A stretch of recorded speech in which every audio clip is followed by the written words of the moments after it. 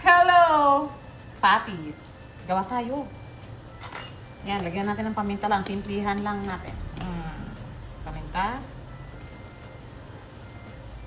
At saka, yung ating chili garlic. Yan. Lagyan natin ng Diyan. Asin. Tapos na. Tapos na nga. Wala tayong ilalagay ng itlog, wala tayong ilalagay na kung ano, walang bawang, wala. Ganyan lang, simple-simple at malalasahan natin yung lasa ng baka. Ayan, may tabalang siyang konti. Hindi natin yung lalagyan ng harina, etc. Kasi yung ay high carb. So, ganyan lang yan. Tikman nyo yung ganitong try nyo. Yung ganito lang. So, yan na. Ganyan lang yan. Okay na yung lasa na yan. Oo, alam na natin yung paglagay ng yung tanang alat, yun. Ayan, wala tayo ilalagay na itlog. Ganyan lang. Ayan. Okay na.